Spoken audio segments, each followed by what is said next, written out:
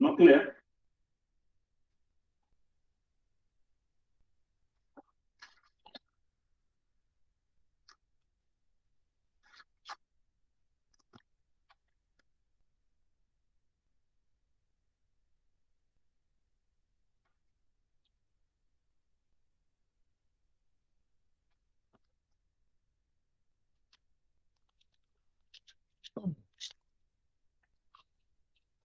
Okay. Morning. Can you hear? Is better now?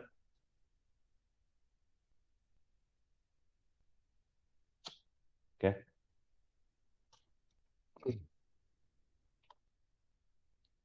Okay. Put on your camera.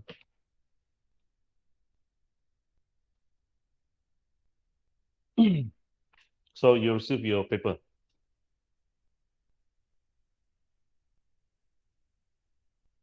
Yeah. Okay. For the past year question, we do it on Friday. And when is your first paper? I mean, when is the paper for this subject?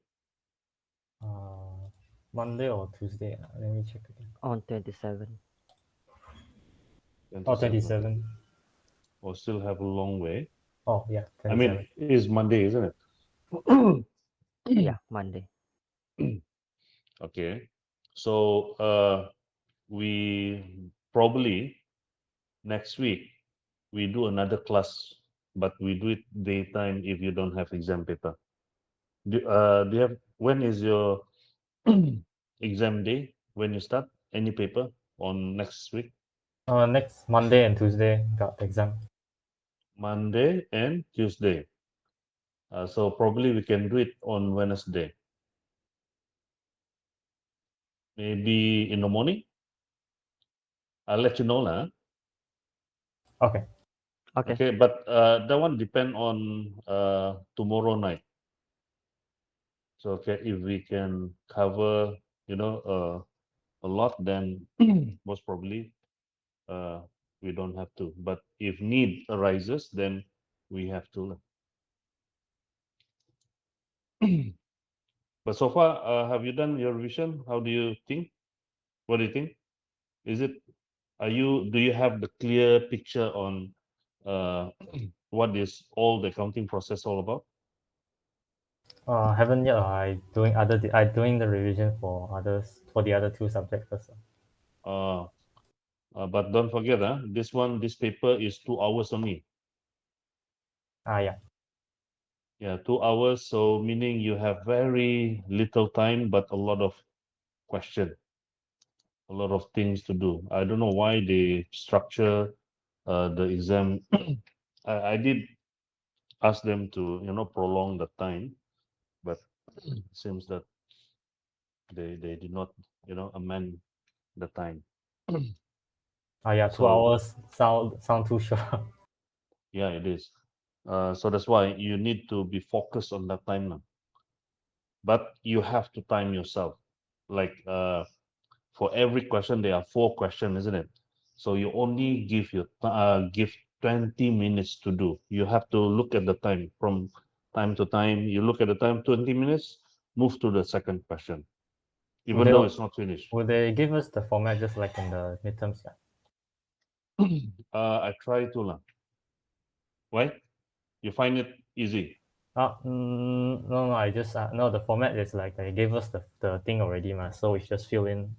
So I just asked if in the final year, no, in the exam, final exam, do we need to make the thing ourselves, or do we wait? I try and make structure the template now. Yeah, so that it will be much faster. Oh, okay. Yeah. Okay, we have finished our chapter 13, isn't it? So now we do the last one, chapter 14. Did I posted the recorded video for previous lecture?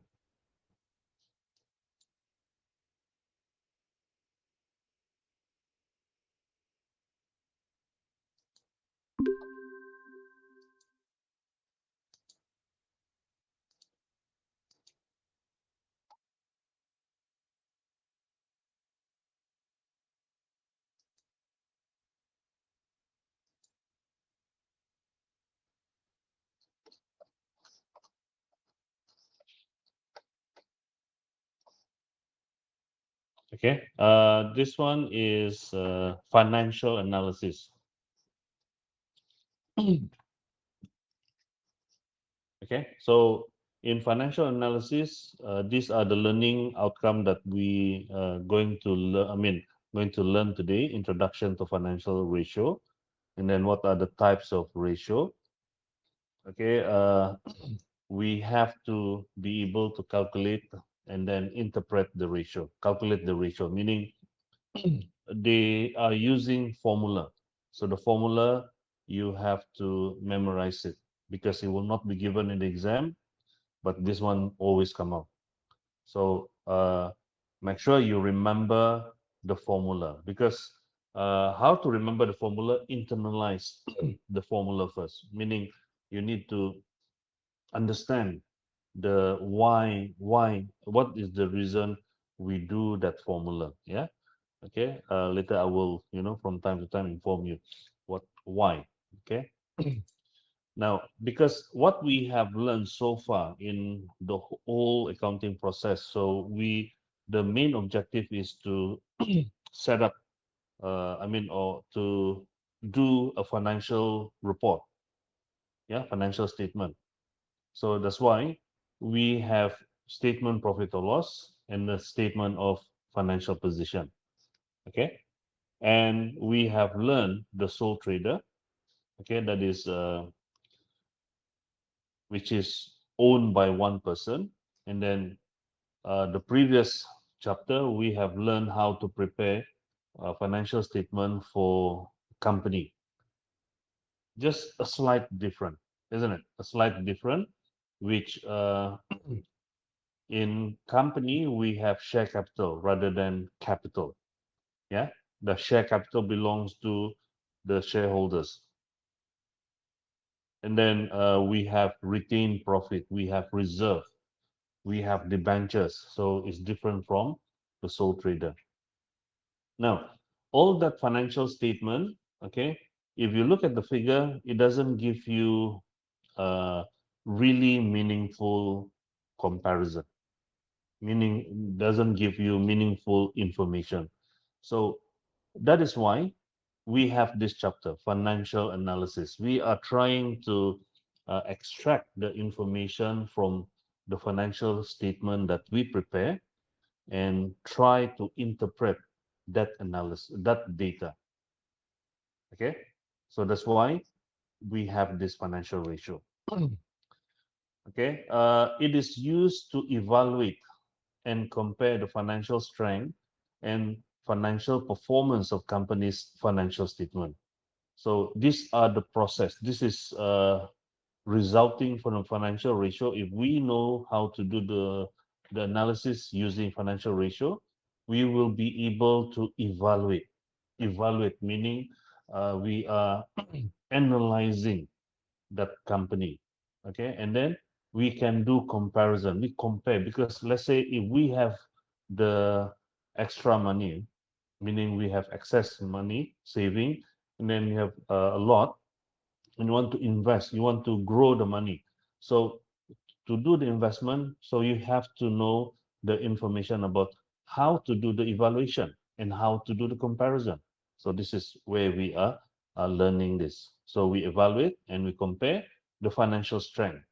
So when we talk about financial strength, so we are looking at the financial position of the business entity. So financial position, as you know, it is portrayed in the statement of financial position. And then we also want to know the financial performance. So financial performance, we are looking at the profit of the company that is portrayed in the statement of profit or loss. So ratio, these are common measure that brings about the same basis of comparison to the financial statement. So as you can see, the figure, if it's only in figure in RM, Ringgit Malaysia, you can't compare the company from one company to company because different company, they have different capital. Okay, the company is small, but they have small capital. Okay, the asset, the resources they are using to run the business is small comparing with the bigger company with a large total amount of asset. So in order to compare them, so we have to convert all this information, the figures, into ratio, into percentage. So the percentage is the common measure. Common measure meaning this can be compared between business entity A and business entity B, regardless how much is the total asset. Okay, so that is the reason. We want to convert all this figure into common measure so that the same basis of comparison to the financial statement. So we can do the comparison from year to year and also with other business. So this is the use of this financial ratio. So these are the common ratio that we are learning. So that is profitability ratio. Okay, we are analyzing on the profit. So mostly we are looking at the profit. So we have to get all the information about profit. Yeah. And then we talk about liquidity ratio.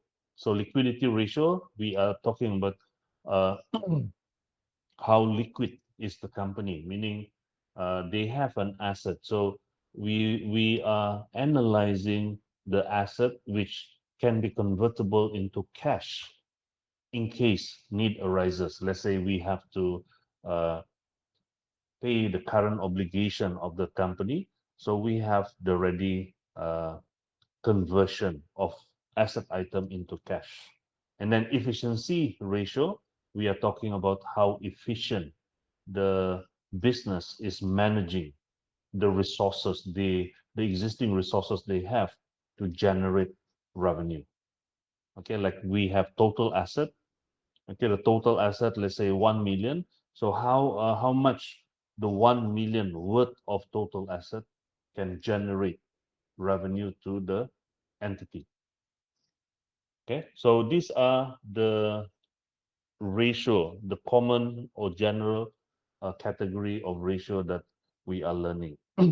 So the first one, profitability ratio.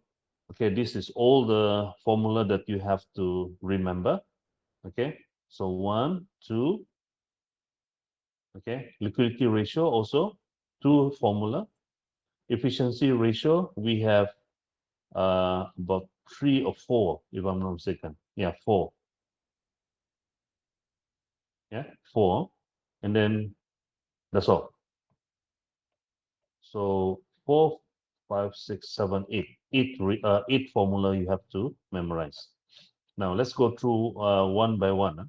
So when we talk about profitability ratio, so we are measuring. So this is your purpose for this ratio, measuring the financial performance of the business. Okay, when we talk about financial performance, we are talking about how profitable is the business and the return to investor for their investment. Okay, we are looking at this return. So meaning if the company, if we compare with other company and the return is much more higher than the other company, that is our guideline. Meaning we should invest which is higher return. But we need to convert the information or the data that we have in terms of Ringgit Malaysia into common measure. Yeah, common measure like in this ratio. Yeah. So first thing, remember in statement profit or loss, we have 2 purposes. One is to find the gross profit. The other one is to find net profit, isn't it? So when we talk about financial performance, so we are analyzing the gross profit and the net profit as well. So the first one is gross profit margin. We call it gross profit margin. So what is gross profit margin? Gross profit margin is gross profit as a percentage of sales. Okay.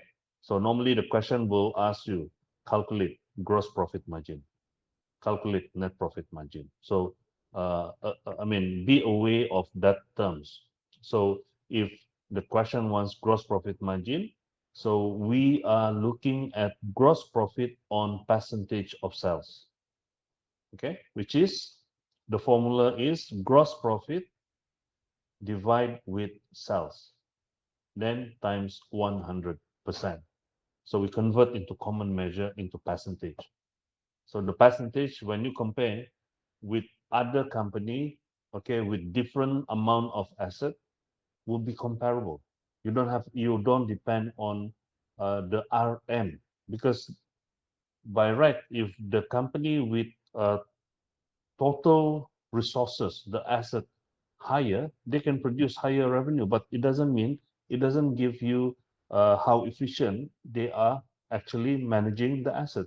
So if we convert that information into percentage, so this one you can compare with smaller company with smaller resources, okay, by looking at the efficiency. Okay, so that is why gross profit we divide by sales, meaning we are making the sales, 1 ringgit of sales, how much the company is be able to produce gross profit, and we convert into percentage.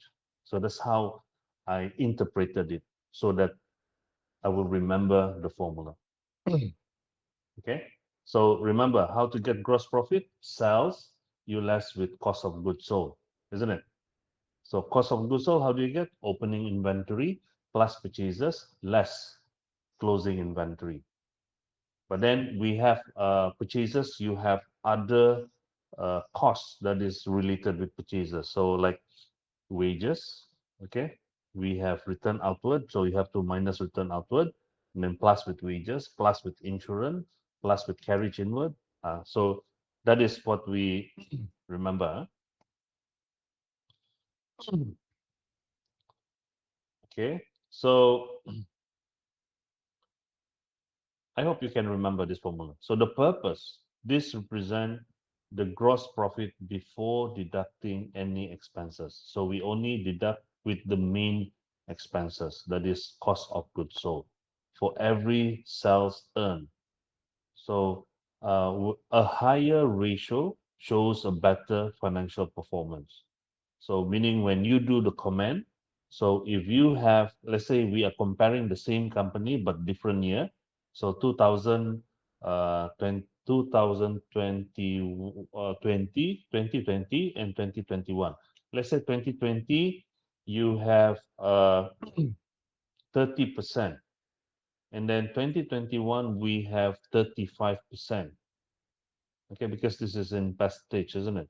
So meaning we are going to comment, okay, the company perform well as the percentage of the gross profit margin is increasing from previous year, which is 2020, the 30%, and the current year 2021 is 35%. So an increase of 5%. So that is the meaning.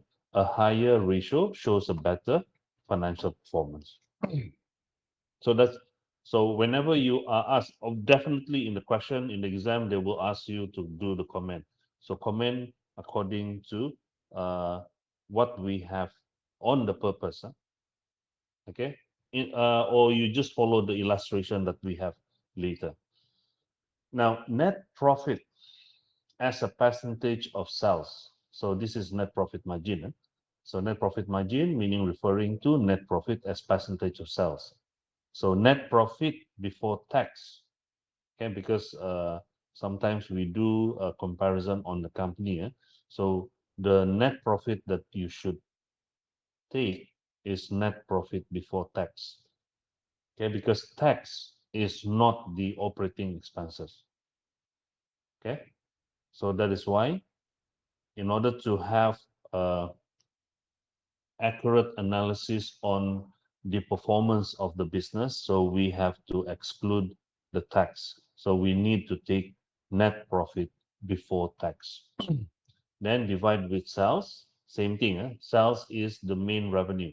So we want to get the performance. Yeah. So same with this. So times 100%. So again, the purpose, it is the same thing. This represents the net amount of profit, net, after the operating expenses. For sales earned, a higher ratio shows a better financial performance. So same concept here. Okay, so in this time, look at this revenue decline of 50% or more and temporary closure of entire industry, such as movie theater. Okay, meaning we are reflecting the current time right now, okay, in pandemic arena, pandemic COVID-19. So most of the company, most of the company decline 50% or more. Meaning, if we compare before the pandemic and now during the pandemic, of course, the revenue is 50% drop and closure, meaning a lot of business has been closed, especially the theater. Okay, if you some of the theater in around KK is being closed because of the pandemic. They can't sustain the operating expenses. Okay, that is profitability. Now, next one is liquidity ratio. So liquidity tells us whether the business will be able to pay its creditors, its expenses, its loan falling due at the correct time. Failure to ensure that this payment are covered would mean the business would have to be closed down. So how liquid is the business? So this is telling us the purpose of liquidity ratio. By using this current ratio and net current asset test ratio, so this ratio will be able to tell us whether the company is liquid enough to settle the current obligation. When I say current obligation, that include payment to creditors, payment to expenses, payment on loan. Okay, so because this is important, if unable to make payment, okay, especially for those company, uh, because we have specific rules only for company, which if they are unable to make payment of 10,000 worth of liability, okay, the company are recommended to do liquidation. Okay, that is the companies in the Companies Act. So that's why this is the ratio that will help us to do the analysis. So the first one is current ratio.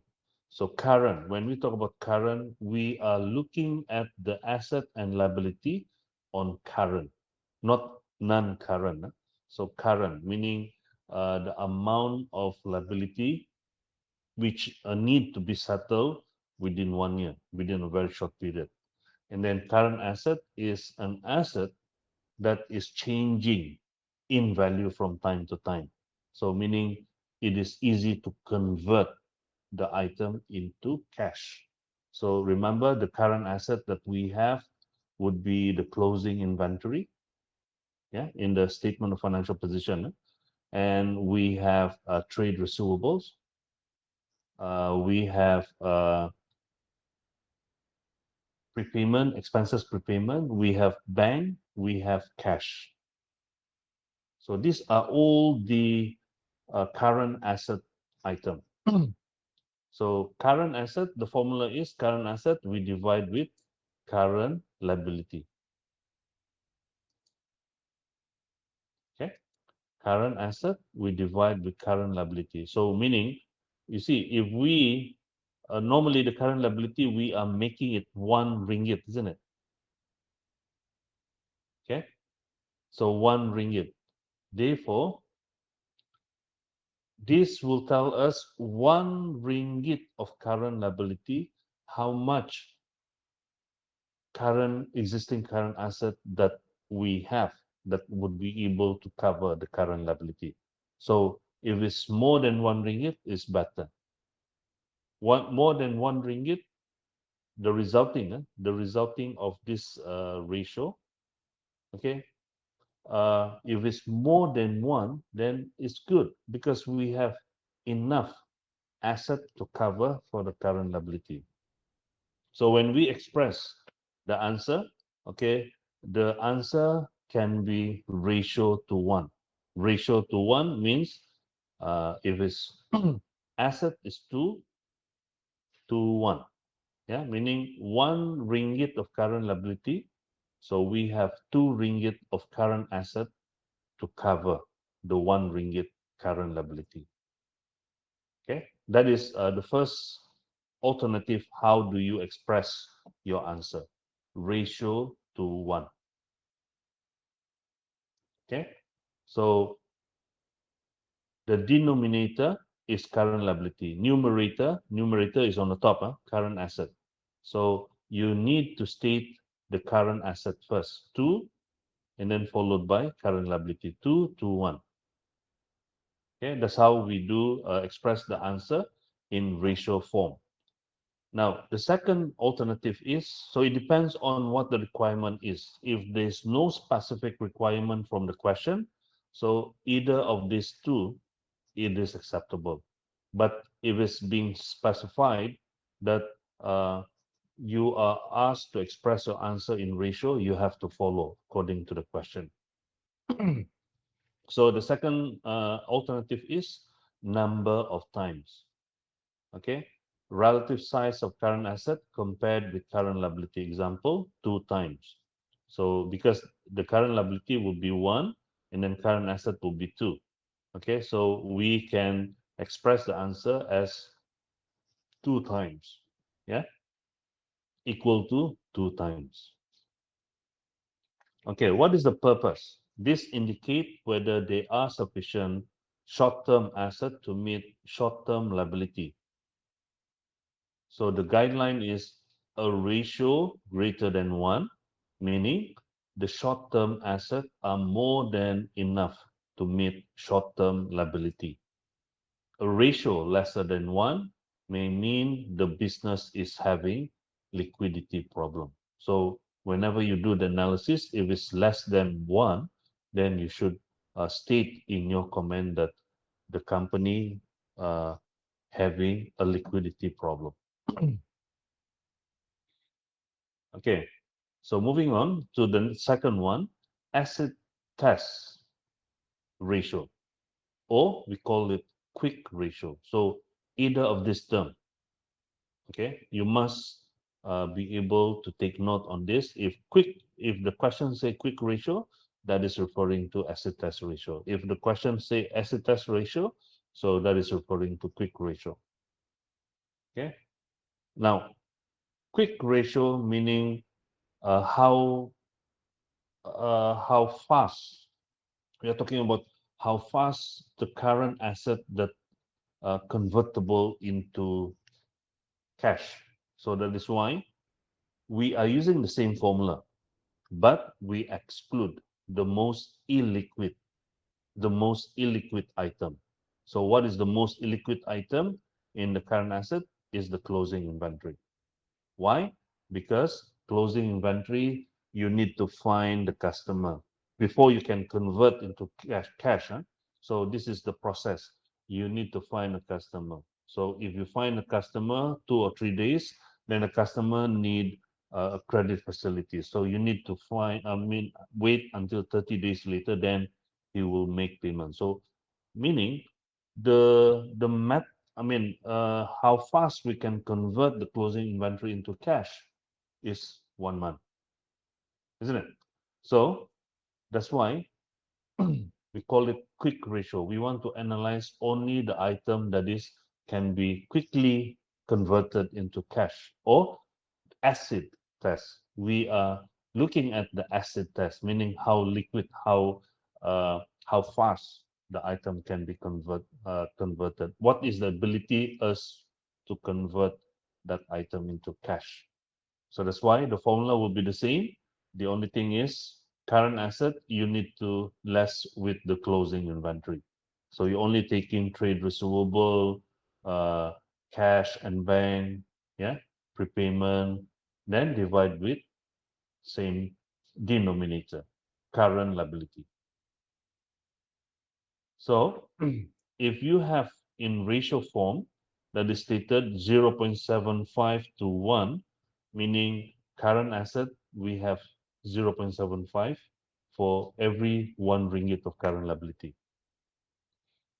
So for every 1 ringgit of owing to supplier, this company has 0.75 or 75 cent liquid asset.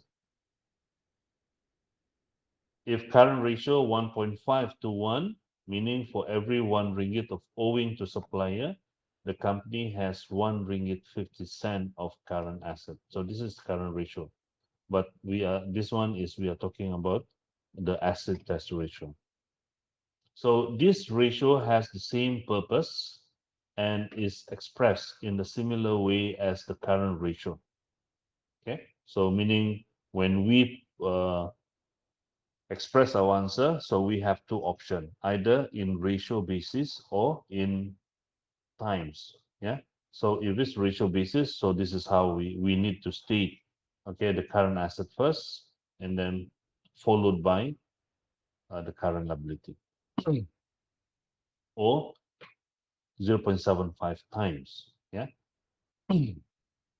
So the difference here is, since inventory may not be able to convert to cash in a relatively short time, so inventory are excluded from the current asset in the calculation of this ratio, because it is considered illiquid, just like what I've explained to you. Okay, the process of converting into cash takes a longer time. So during the current time, okay, liquidity is still key. Asian executives said that they place a justifiable strong focus on cash.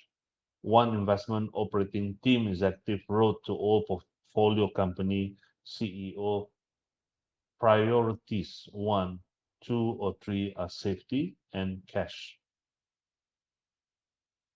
Okay, so during the pandemic time, so this is what most of the CEO, yeah, that is for the company, their priorities now are safety and cash. Now, do you have any question so far? No. No. Yes, no, yes, no question.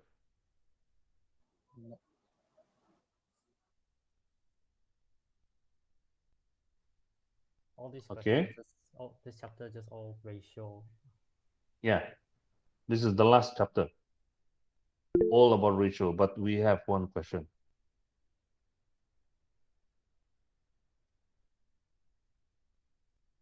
Okay.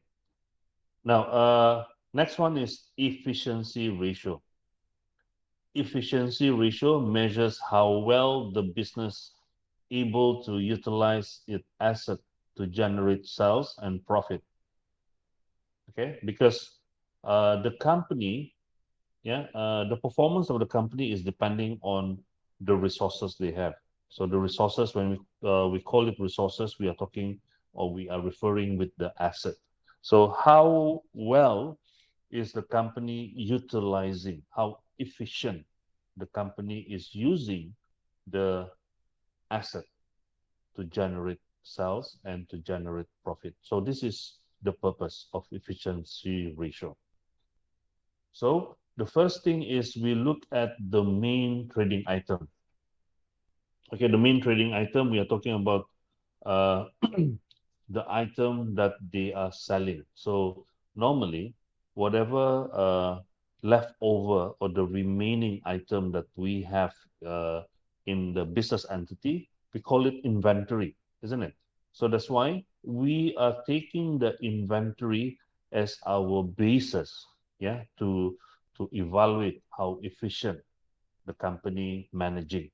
So that's why we call it inventory turnover, meaning how well is the business, turning the inventory become revenue. Okay, so this is about inventory turnover. Okay, inventory turnover we can express in number of times or in number of days. So this is the option. But the question, sometimes they ask for number of times, so you have to produce this one. Sometimes they ask you in number of days, so you have to produce this formula. So meaning you have to know each one of these. What is the difference between these two? Okay, because they are using the same formula, but it's just that the denominator and numerator, they just interchange on it. Okay, so when we talk about inventory,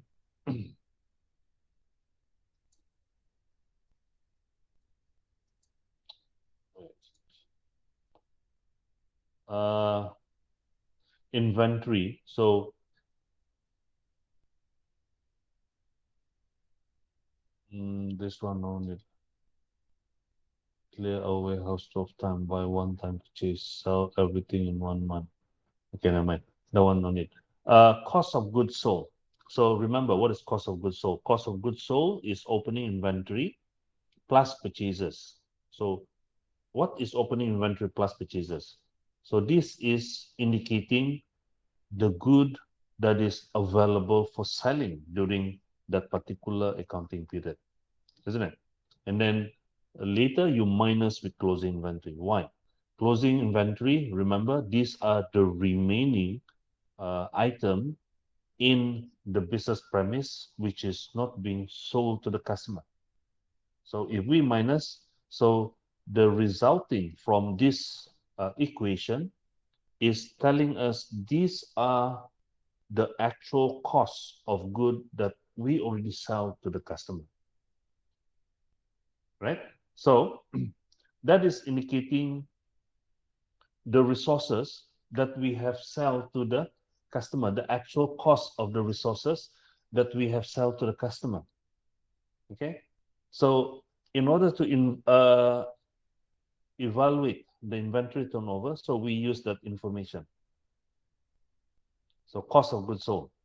So this is not formula. This is only explanation. The bracket one, example, higher sales. Okay, so this is you don't include this in your formula. So because when you answer this question, so you need to put on your formula. Otherwise, you lose mark, because formula, if formula, I mean, you state your formula, it will be given marks. And then you need to divide with average inventory. Okay. What does higher sales and low inventory balance mean there? Higher sales meaning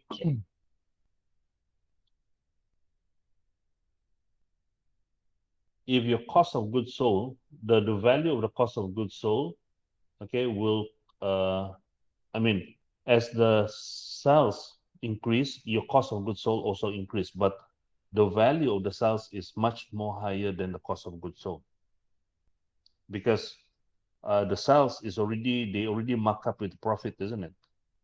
Whereas cost of goods sold is still in cost value. Can you get it? Okay. Still don't know where the higher sales come from. Meaning the increase, okay, the value of the sales, as the value of the sales increases from previous year to the other year, okay, to the following year, I mean the current year.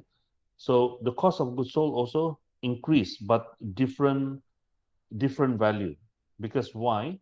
Because the cost of goods sold is in cost form, whereas the sales is in a cost plus with the profit.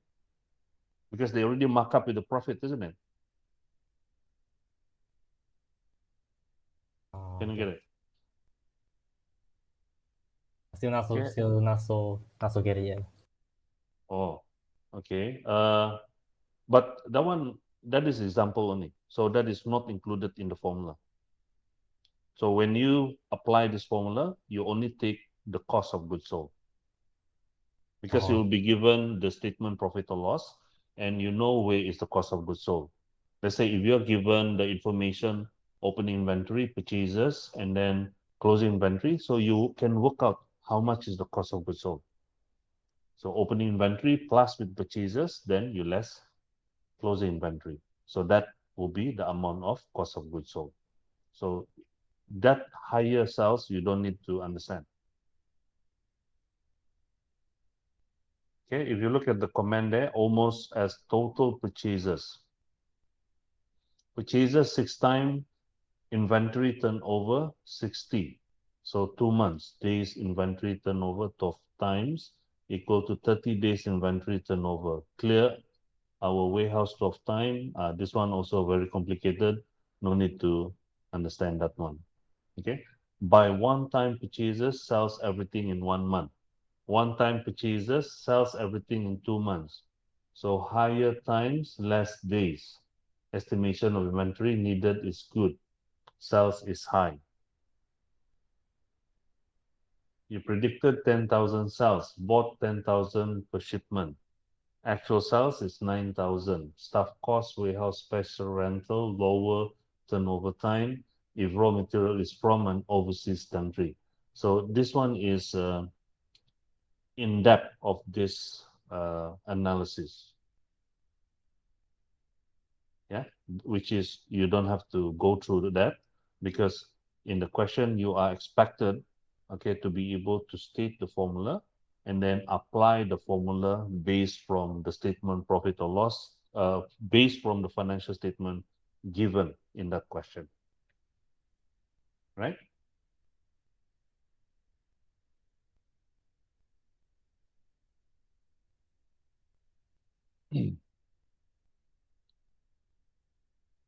Now, next one is average inventory.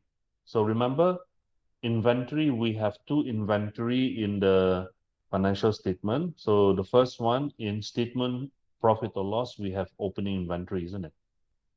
And then uh, under cost of goods sold, we have less with closing inventory. So there are two inventory value. So how do we get the actual inventory? So we do averaging.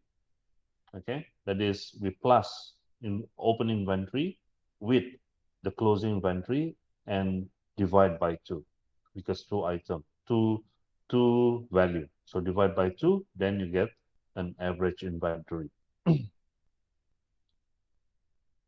Okay, so average inventory, open inventory plus closing inventory divide by 2.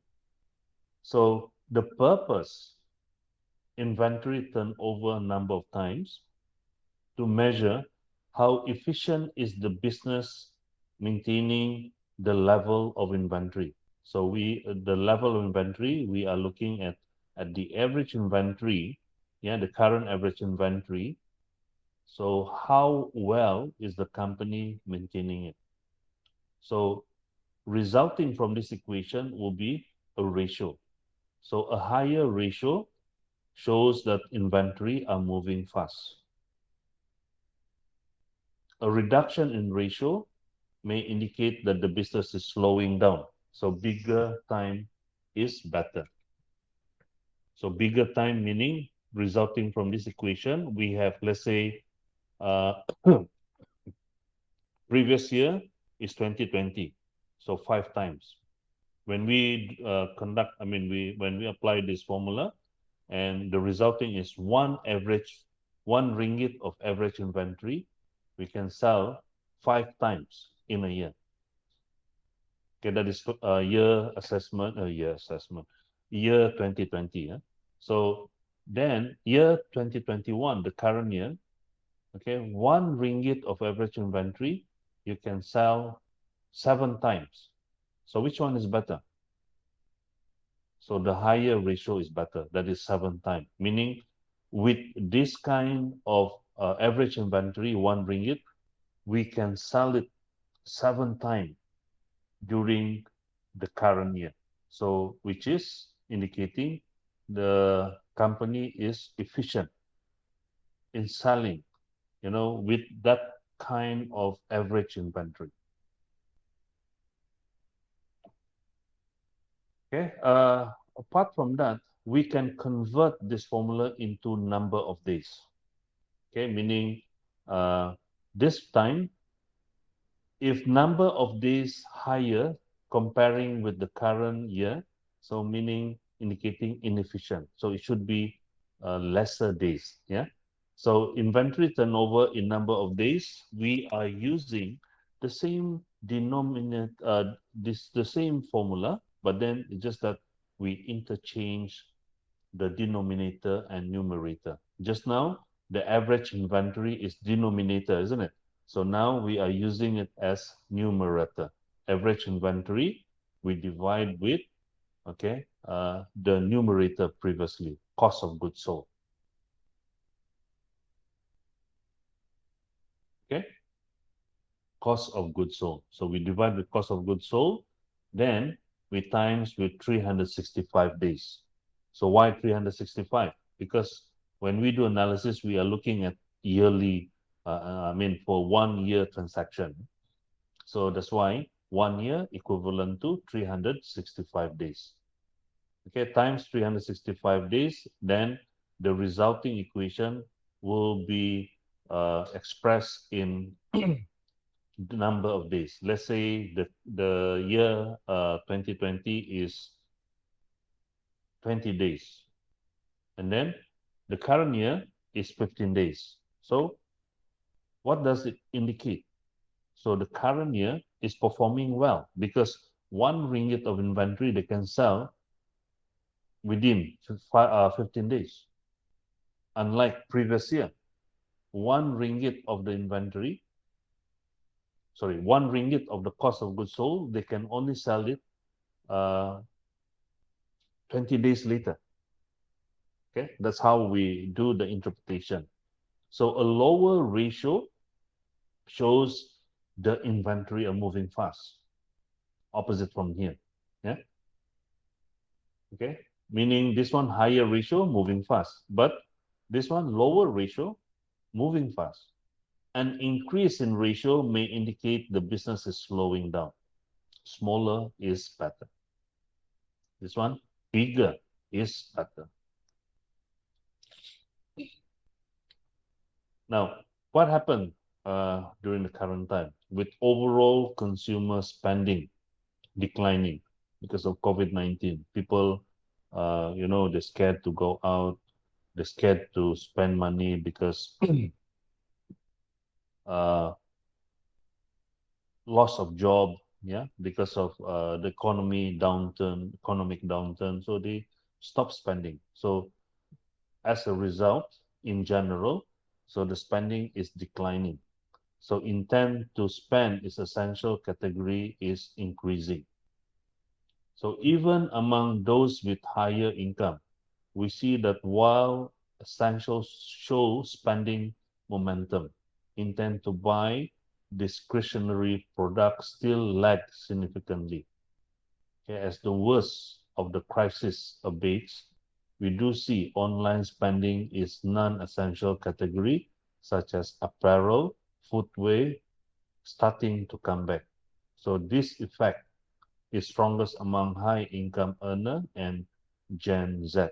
So you all are Gen Z. Eh? So which is now we tend to buy online rather than physical buying, isn't it? Everything is online. But then discretionary product. So in the case of shampoo, okay, value and mass product have experienced the greatest increase in share at 2 and 5 percentage point gain respectively. So premium shampoo product have been significantly less growth in comparison, losing more than 5 point of volume. So this one only just this is a reflection of what the current pandemic is affecting the worldwide economy. Okay, and in another study, irregularities in inventory level, consumers are now relying on online shopping due to physical store closing. Consumer continuing to stock up on essential, foregoing perishable food product. COVID-19 entails longer payment delay and rising inventory. Family cooking more than before. Okay, all these are the effect of the pandemic. Yeah? High demand items are quickly running out, meaning brand will need to surface other alternative product in their place.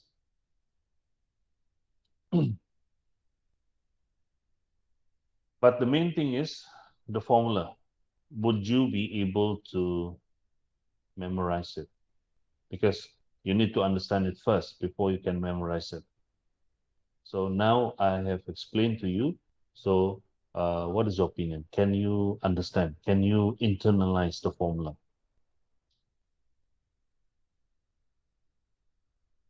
Oh yeah. Yeah. Okay.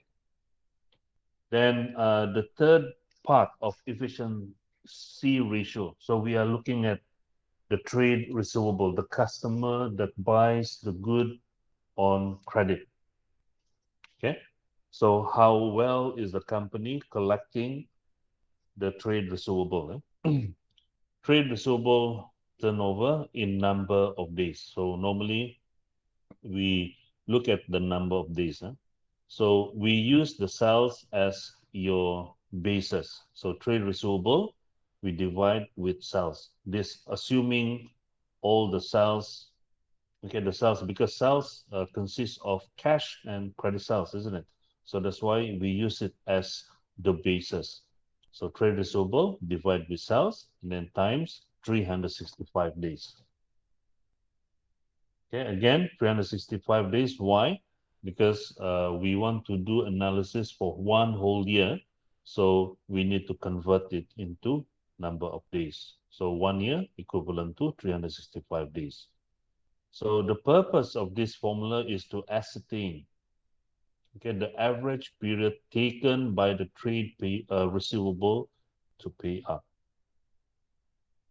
A higher ratio, meaning showing a longer period to collect payment from the trade payable.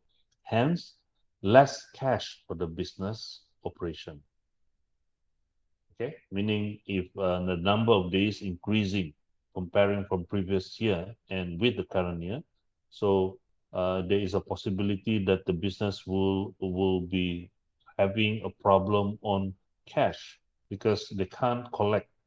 They are not efficiently collect the money from the trade receivable.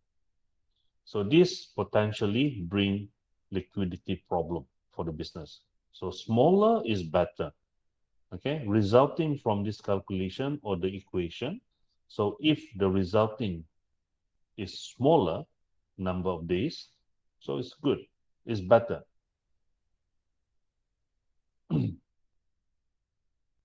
So this is the finding that indicated using, by industry, automotive repair, eating and drinking places, automotive dealer, gasoline service, lumber product, wood product, building, construction, fishing, hunting and trapping, agricultural production. Okay, so this is different industry. So, and this is in the year 2019 from US, okay, United States. So for automotive repair, so approximately 10 days. So this vertical is the number of days. So 10 days. Eating and drinking, less than 10 days. Okay, automotive dealers and gasoline, because all these are in cash basis, isn't it? So the trade receivable turnover is lesser. But automotive, some normally company there is on credit, so that's why. Okay, this is 10 days. Okay, lumber and wood product. So this one is like you are a special order, okay, for furniture, for product, wood product. Okay, tailor made. So normally it is in credit terms. So that's why number of days is higher. Building construction, okay, also the same thing on credit term. Fishing, hunting, and trapping. This one, I'm not so sure. This one is like the tools, the tools or the ship that is being, rented out for fishing, for hunting or trapping. Okay, so this one more on credit facilities. So that's why the number of days about 70 days, where you see all this consider as big amount of money. So that's why it's on credit. Agricultural production, okay, livestock. Yeah. So like we have chicken, we have pig farm, lamb. Yeah. So this is livestock. So about 20 days, 25 days. Okay. And according to this, agricultural production was previously 454 days. So this is what happened, the current time. Okay, eating and drinking places expected shows 3 days of trade receivable turnover. This is because most places will require immediate payment in restaurant. Okay, cash basis. Automatic repair shows 9 days. Okay, mechanic would allow few days for the customer to pay for the repair bills, especially large one. Automotive dealer show 4 days of trade receivable. This could be due to offering installment payment on buying of car by other finance company. Lumber and wood product show 10 days. Okay, this will be the companies engaged in producing lumber and wood basic material. So this could be acceptable as customer would likely order in bulk and would be factory or furniture makers. Okay, building construction shows 10 days of trade receivable. This is acceptable as major renovation and building take time to inspect, handling over the keys or building may take a few days. So payment in 10 days is acceptable. Fishing, hunting, and trapping companies are engaged in commercial fishing. So average of 70 days to collect payment shows that the industry could use more investigation. Agriculture, production, and livestock also show a comparative higher average of 24 days trade receivable days. So meaning the bigger, okay, the ratio is indicating the company is not, they don't have the system to do the collection of the trade receivable, proper system, not effective system. Okay, so if it's a shorter, lesser ratio is better. Okay, that is indicating the company is having a very efficient system on collecting of the trade receivable. Now, the other one is the trade payable. Okay, just now was trade receivable. Now, this one is trade payable turnover. So this one in number of days as well. So we're looking at the trade payables figure. So trade payable, we divide with the purchases. Okay, purchases. Because purchases, we have cash purchases and then we have credit purchases. So, it is fair enough to divide trade payable with the purchases. So purchases will be the denominator. And then times 365 days. So as what I've explained to you, okay, normally when we do the analysis, we doing the analysis based on yearly basis. So we need to convert the year into days. So 365 days. Now, the purpose of this ratio is to ascertain the average period taken to pay the trade payable. A higher ratio shows the business able to keep its cash for a longer period before paying the trade payable. Higher period also indicating the business may have problem paying its suppliers, liquidity problem. So we have two different interpretation, isn't it? A higher ratio. So meaning the business able to keep the cash for a longer period. They don't pay the trade payable yet, but they keep that money and probably they can keep it in where it can earn an interest. It's good thing, but then it also indicating if higher period, higher ratio, indicating the business is having liquidity problem. Yeah, because they are taking too long to pay the suppliers. So may result in higher purchase price and no trade discount. Because normally the supplier, in order to encourage the customer to pay faster, they will give further discount. That is cash discount. If you pay within 20 days or 13, probably maybe 10 days, within 10 days, okay, another cash discount will be given of 5%. So because if you have exceeded the 10 days, so you are no longer earning the further discount, 5%. So that is the consequences may result in higher purchase price. So meaning you are paying higher purchases price. Why? Because you fail to get the discount. Okay, so those are the formula. So you need to remember the first one, profitability ratio. There are two formula: gross profit margin, that is gross profit divided with sales times 100%. And then the second one, net profit margin, net profit divided with sales times 100%. Okay, that is profitability. Now, the second one is liquidity ratio. Liquidity ratio, we have two also. One is current ratio, and the other one is acid test ratio or quick ratio. Okay, for current ratio, current asset divide with current liability ratio. So you don't time 100%. 100% is percentage. So current ratio is current asset divided with current liability.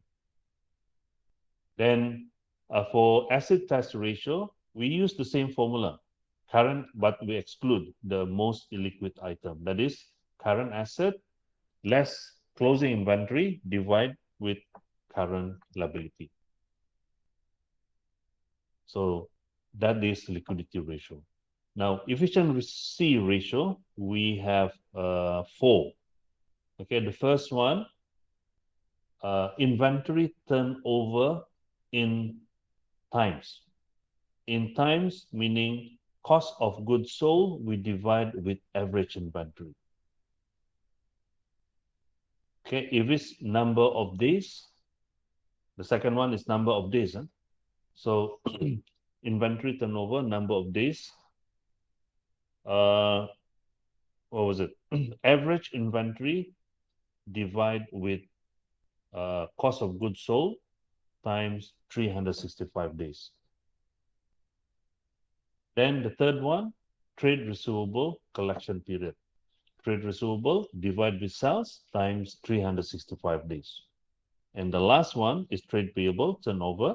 Trade payable divided with purchases times 365 days. Okay, not only remembering the formula, but you must know how to do the command. Okay, that is definitely required in the exam. Okay, look at this illustration. I wanted to go through first. Okay, probably take 10 minutes, and then after that we discuss. Okay. Okay. Any questions so far? So far, no. So far, no. I just still trying. If I hopefully I don't get the ratio wrong. Sometimes Yeah. it's a lot of Okay. ratio. Sometimes I choose this ratio and then I use a different ratio formula. Yeah. Try. I mean, now you're making a mistake, never mind. But don't make mistake during the exam. Lah. Okay.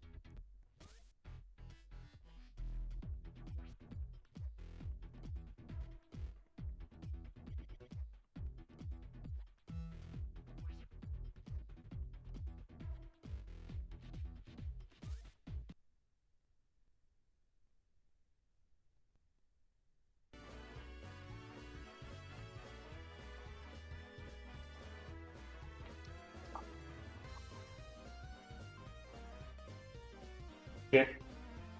Can you hear me? Because I'm taking off my earphone. I need to charge the phone. Okay. Okay.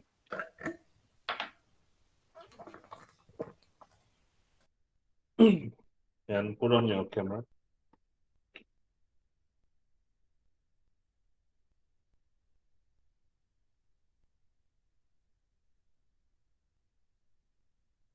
All right.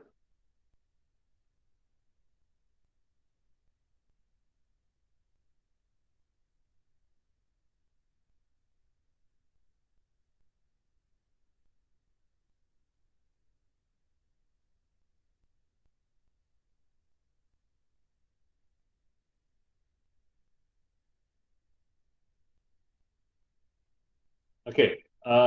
Now, as you can see, this is your statement of profit or loss. This comprehensive income is an old term. So it was known as comprehensive income previously, but now it's known as profit or loss for the year ended 31st of December. So we have company A and company B. So we have, you see, the sales that is being produced is different, isn't it? 555,000 and B is 750,000. But that is based on, look at the current asset of company A is only 316 and company B is 292. Okay, so we can't see properly whether which company is performing well because as you can see, all in figures. So this is not in common measure. So if we do conversion into percentage or ratio, then we can see, we can have a better picture to determine which company is more, performing better than the other one. So that's why we have this financial ratio. So as normal, okay, we have gross profit here and profit for the year. So remember, we take net profit before tax. We don't take profit for the year when we do the net profit margin. Remember, the formula is net profit divided with sales times 100%. Okay, so make sure you take the correct profit. So you have to take net profit before tax, as what I've explained to you, because tax is not the operating expenses. So this is all operating expenses, depreciation, wages and salary, interest charges, and other expenses. But tax is not. So that's why, in order to have accurate analysis on the performance of the company, so you only take into account the operating expenses, not tax, isn't it? So that's why you need to get net profit before tax. And the gross profit, okay, make sure you take the correct figure, yeah? If you take the wrong figure and you did not state your formula, then everything, you don't have marks. So at least if you have the formula, okay, but you taken the wrong figure, you have the formula mark. Okay, make sure you state the formula. And then these are the statement of financial position. So just now profitability ratio, of course, you have to take into this account gross profit margin. So 315,000 divided with 555, okay, times 100%. And then B, 420,000 divided with 750,000, okay, times 100%. Net profit margin, okay, take the net profit before tax, 100,000 divided with 555,000 times 100%. And B, 150,000 divided with 750,000 times 100%. So that is for net profit margin. Now, the other one is liquidity ratio. So liquidity ratio, we have current ratio. So current ratio meaning current asset, divide with current liability. Okay, so current asset, okay, for company A, the total amount is 210,000. And then current liability, 104,000. So meaning 210,000 divided with 104. Get the ratio in ratio format, in ratio format. So state this one 2 to 1. Yeah, 2 to 1. And then company B, 182,500 divided with 100,500. Now the second one, acid test ratio. Okay, so you take this value 210,000, exclude this closing inventory. 210,000 minus 60 divide 104,000. And for B, 182,500 minus 70,000 and divide with 100,500. Okay, that is liquidity. Now, what about efficiency ratio? Efficiency ratio, we have inventory turnover in number of times. Okay, so inventory in number of times, cost of sales or cost of goods sold. So we have this amount, the open inventory plus purchases less closing. So this is your cost of goods sold or cost of sales. Okay, divide with average inventory times, what is that? If it's number of times, you don't have to times with anything. So open inventory 100,000 plus 60,000, so 160,000, isn't it? Divide by 2, so 80. So 240,000 divided by 80. And for B, okay, this is the cost of sales, 330,000. Average inventory 80 plus 70, okay, 150 divided by 2. Okay, divide by 2, approximately, I think 75. I think. Yeah, probably 75. So divide by this, 330 divided by 75. So if it's number of days, so interchange the denominator and numerator. So average inventory will be your numerator. Divide with cost of sales, 240,000 times 365. Okay. And trade receivable collection period. So this is your trade receivable, 125,000 for company A, divide with sales, 555,000 times 365. And then company B, trade receivable, 100,000 divide with 750,000 times 365. And the last one is trade payable. So take this amount, 104,000, divide with the purchases. Sometimes in exam, they don't give you this. They don't give you this breakdown. They only give you the cost of goods sold. Then you are given the information, the opening inventory and closing inventory. So you have to work the equation out in order to find the purchases. Do you understand what I'm saying? Okay. So you have to be resourceful. You have to be creative. Okay. Let's say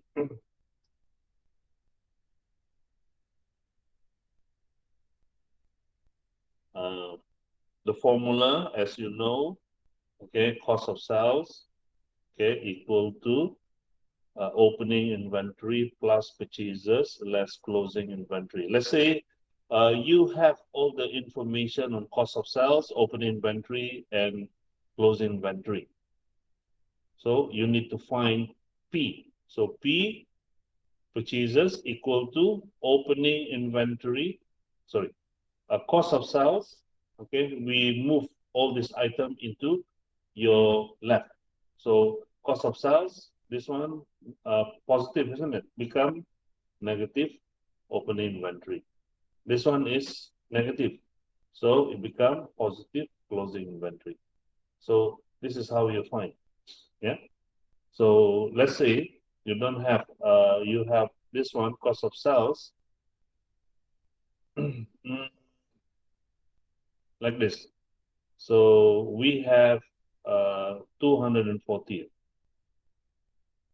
Okay, opening inventory we have 100, and then closing is 60. So you don't have purchases. So you can apply this formula. 240, okay, you minus 100 plus 60. So 140 plus 60, 200. Okay, so that's how this formula is applicable. So you have to be resourceful.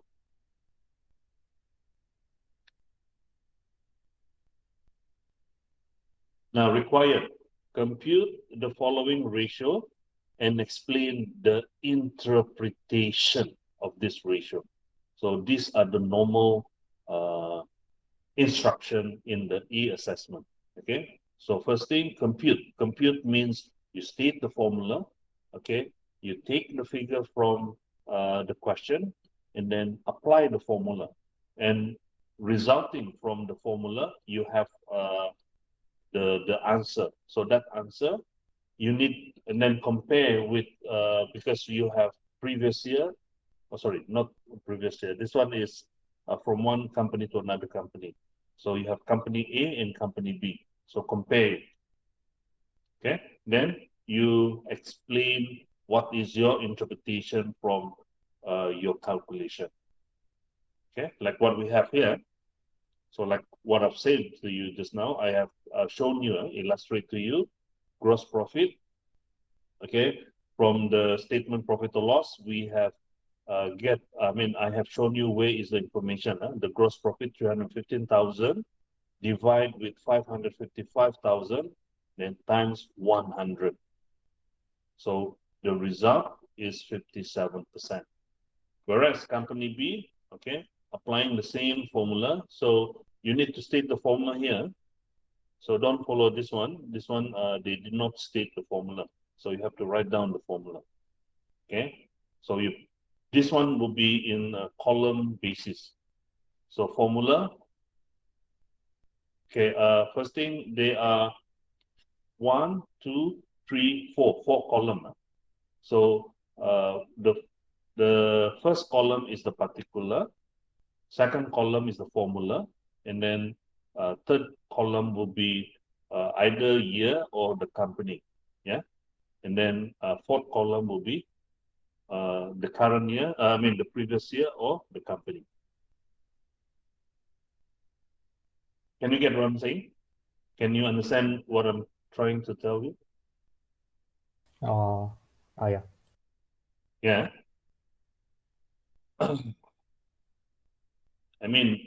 You do in the table form.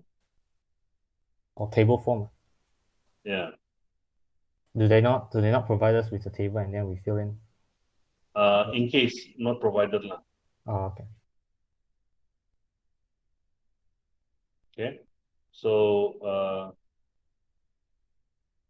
then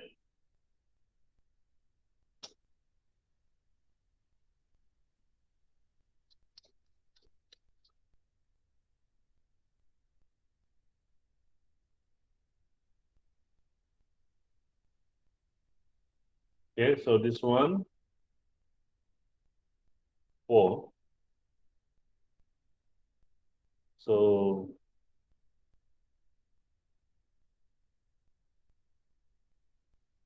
previous year or company lah. And then this one will be current year. You just put the heading lah, current year. And then this is the formula. Then this is the particular, what the requirement. Okay, and then this one number lah. You don't have this also. Okay. So then, okay, so requirement, this one, A, gross profit margin. Then do your formula. Gross profit, you just do the short form, sales times. We can do ABC. We can do all of this just in one table. The required things. 100%. Then the resulting from a formula, you do the figure like this one. Okay.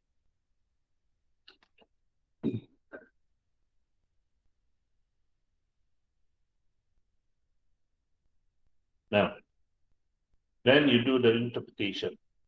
So meaning after doing that underneath, okay. So another you make a row, so no column to do your comment. So this is your comment, like this one, interpretation.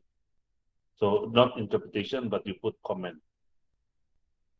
So as you can see, 57 and 56. So company A product, okay, you need to state which one is higher. So company A is higher. So company A product are sold at slightly more profitable level compared to company B.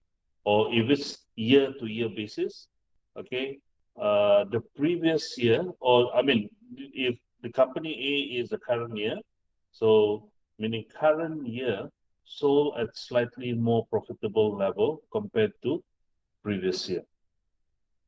Can you get what I'm saying? So don't leave it blank. That is your comment. So follow this one only. I mean, use this as your guideline. Kalian to answer the question. Come again? Can just use this Yeah. format, just follow, just change some But then you must use accordingly, meaning it's suitable.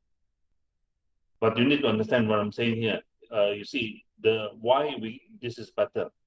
Why we call it profitable? Because he has a higher percentage. Okay. So company A, for every 1 ringgit of sales, so this is 1 ringgit. We make this 1 ringgit, isn't it? Yeah. That is 1 ringgit is 0.57. Okay, for every 1 ringgit of sales, the company makes 57 cents in gross profit. Okay. 43% is 0.43, meaning 43 cents is cost of goods sold. Okay, the rest, the remaining, because it's actually 1, isn't it? So 1 minus 0.57 is 0.43. Okay, but the most important thing is the top part. You have to comment. Okay, company A is more profitable level compared to company B. So moving on, net profit. Okay, 18%, and then B 20%. So company A achieved a lower, this company A, net profit margin compared to company B. Company B is better, yeah, because higher net profit margin. Though gross profit margin, okay, if it's possible, then you relate with the previous ratio, okay, that is gross profit. Even though gross profit margin is higher, but the net profit margin, okay, of B is better. This is maybe due to, okay, understand the nature of this net profit and the gross profit. Net profit is after you taking into account all the operating expenses, isn't it? Okay, meaning maybe due to lower amount of expenses incurred by company B. Okay, lower expenses. So that's why you have better net profit margin. So this one is like your analysis on your calculation. For every 1 ringgit of sales, yeah, 18%, or we call it 18 cent, ringgit 0.18 is remainder profit. Maximum dividend we could get is RM 0.18 for every dollar of sales. This one no need to indicate, but this is the way how you should understand. Okay, so the main comment is this one. The main comment is this one. So this one is for the way how to understand it. To understand it. Okay, you look at the nature here because we So- want this one 1 ringgit, and then this become 0.18, isn't it? But do we need to write the reasoning? This one, Yeah, like The the reasoning? like same as the lower amount of expenses. this one, yeah, this one you need, but this one no need. This one is only for your understanding. So for every 1 ringgit of sales for company A, so it result 18 cent as a remainder profit. So maximum dividend we could get is 0.18 for every dollar of sales. Okay, 13 cent dividend paid, 5 cent is retained profit. So this one is in company point of view lah. So with this profit, with this net profit, okay. So normally they don't give the whole profit as a dividend, but they retain part of the profit. That is, for this example, okay, they distribute this 13 cent as a dividend, and the remaining 5 cent they put into a retained profit for every $1 of sales. So this is like the guideline to declare the dividend. Okay, so only to understand it. Yeah, so you don't give this comment into your, otherwise you will get confused. Okay, current ratio. Where to get the current ratio? As what I've told you, this is current asset, 210,000, okay, and current liability. So you have two options how to express your answer. So either in ratio 2 to 1. So 2 is representing current asset, 1 representing current liability, or 2 times. So for company B, 1.8 to 1, or 1.8 times. So meaning both company, they have enough current asset because it's more than 1, isn't it? This one is 2, this one is 1.8 to cover the current liability. So meaning to say the company, both of the company do not face any liquidity problem. So to understand it, so what is the purpose? Okay, meaning 2 ringgit current asset to cover 1 ringgit of current liability. Company B has 1.8 of current asset to cover 1 ringgit of current liability. So that is the understanding. But the comment is this one. Now, quick ratio. So this one we have to exclude. Yeah, exclude the closing inventory. So that's why, but with the same current liability, 104. So 210, you less with the closing inventory, so you get 150,000. 182,500, the current asset, you minus with the current, the inventory, you get 112,500. So divide with the same current liability. So your resulting from that equation is 1.4 to 1, or 1.4 times. And company B, 1.1 to 1, or 1.1 times.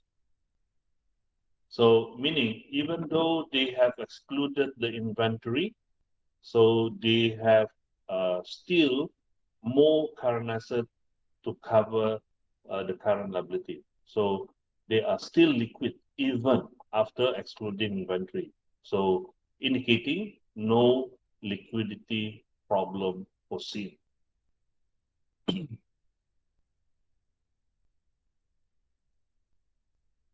Now, inventory turnover. So remember turnover, cost of sales. Okay, you need to state the formula. Cost of sales divided with average inventory. So average inventory, opening inventory plus closing divided by 2. So how do you get 80,000 here? So like what I've shown you just now.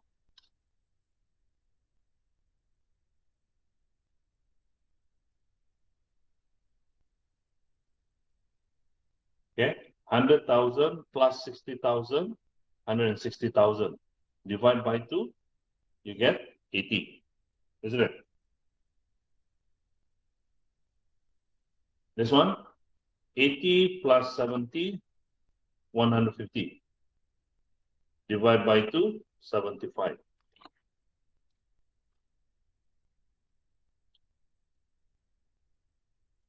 So that's why, that's how you get this figure. So inventory turnover, so we have 3 times. And then company B, 4.4 times. So company B, 4.4 times is better, yeah. Company B inventory move faster than company A inventory. Okay, you comment it moved faster by looking at this figure. So meaning company B can sell the good faster than A. Now, if it's number So of days, yes. do we need to write the average inventory formula? Yeah, you better show. Yeah, you better show how to calculate the average inventory as well. Okay, good question. Yeah. So you must improvise your answer. Okay. Show how do you get your average inventory. But the comment, okay, this is the guideline how to do the comment. Now, the inventory turnover days, okay, so you just interchange this figure, the formula. So 80 average inventory divide with cost of sales 240,000 times 365. And then for B, okay, the average inventory 75,000 divided with cost of sales 330,000 times 365. So we have 122 days for company A and company B 83 days. So this one, the lower ratio is better. Okay, so company B inventory move faster than company A by looking at the number of days. Okay, 83 days. And then the trade receivable, okay, 125,000 divided with the sales, 555 times 365, so 82 days. For company B, 100,000 divided with 750,000 times 365, 49 days. So indicating the company B trade receivables pay a lot faster than company A trade receivable, probably due to company B is being more effective in collecting debts. Okay, so company A should pay more attention. Company A should pay more attention its debts collection and credit control measure, because it takes double, isn't it? 82 days. This one is 49 days.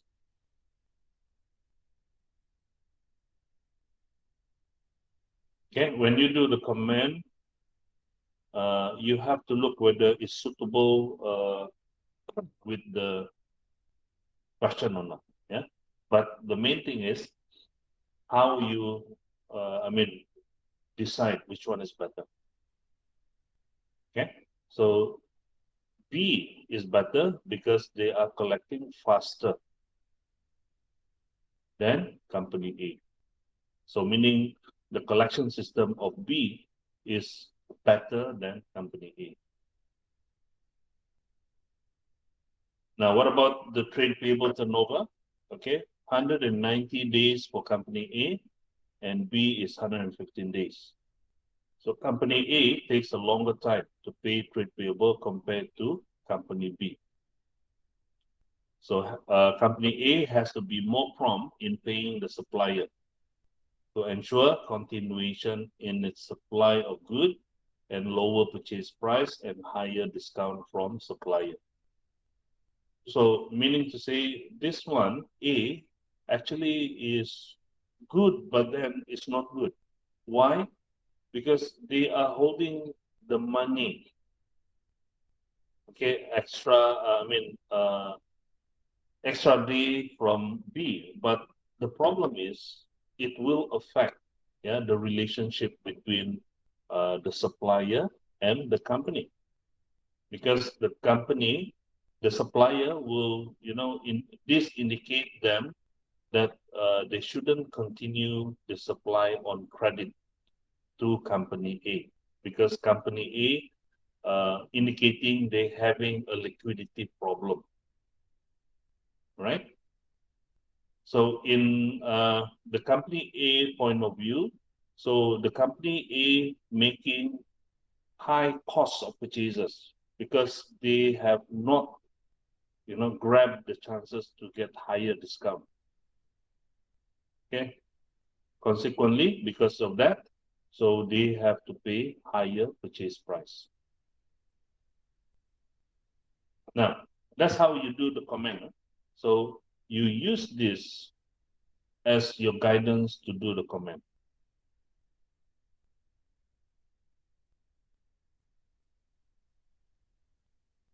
Now, go back to the most important thing. Can you remember the formula?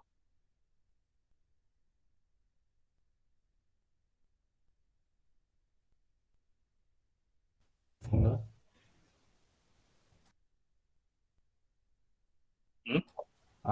Remember the formula? Yeah, can you memorize the formula? You must create your own technique how to make the formula, to memorize the formula.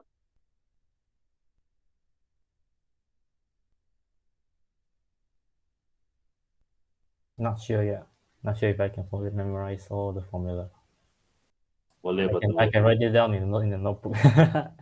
So, another way of how to memorize things, yeah, writing, keep writing into the books several times, so automatically your brain system will absorb. But you must be, you must focus lah. You try to recall it, then write it down, and then again you do the same thing. You repeatedly do the same action. It will help the brain to absorb it into the system. So probably during now, you are not pressured to recall the formula. Okay, you having problem to recall it, but then when in the exam, especially in face-to-face, you are forced to to recall it. It will automatically come out.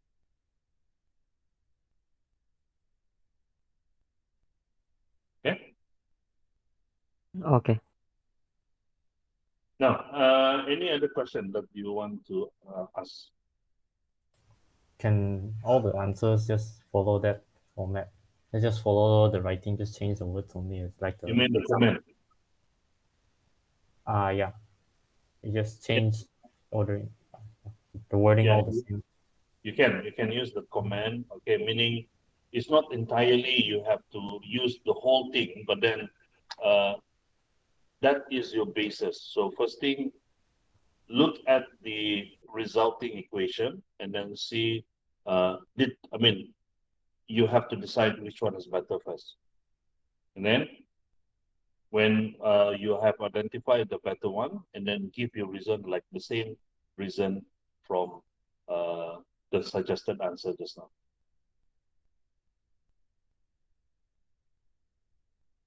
Okay?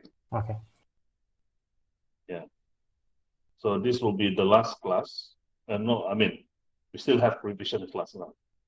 But next week, we don't have class anymore. Okay? So Another thing, don't forget to do your evaluation. Now I think the evaluation is already open, so make your evaluation. And what else? So basically, you know what is your course for mark. You plus test 1 and test 2, then divide by 2. Get an average.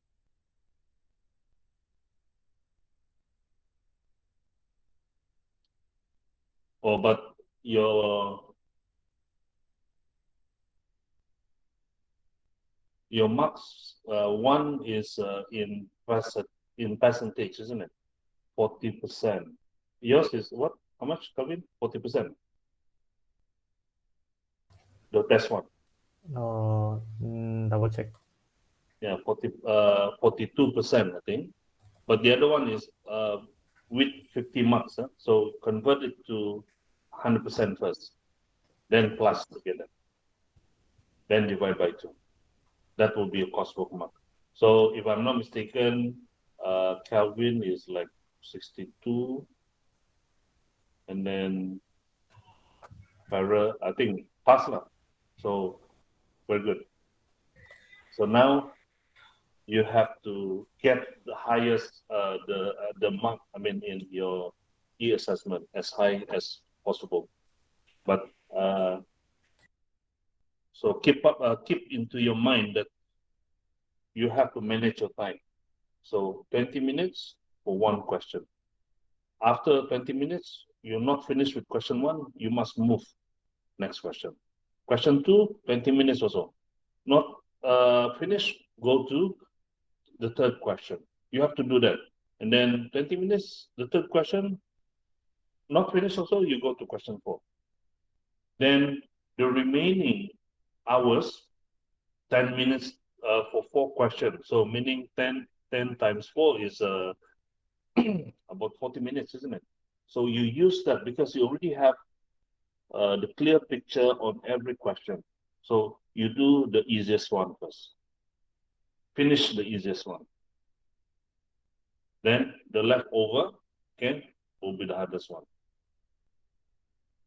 So meaning with that kind of time management, you have put all your fair attention to every question, because the question is designed where the level of difficulty is different.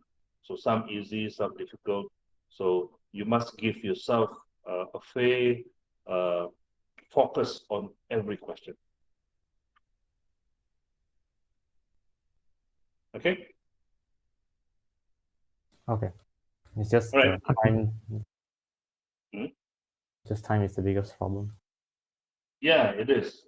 It is. So you must use your time properly. Even in life also, the time is very crucial to all of us. So like me, I thought I'm still young. I was young before, but then I lost the time, so I didn't use properly. And now I'm old. So same goes with exam, but it's just that the period of time is a bit shorter for, but life is like life is life, isn't it? So what I'm saying is you manage your time properly, so you should be able to score the subject. Okay, class. So I'll see you tomorrow night, 7:30. Okay, print out your question and then we do it. We try and do it and discuss it. How to Okay. do it. Do the partial Okay. question. Huh? Yeah. Partial question. You don't have?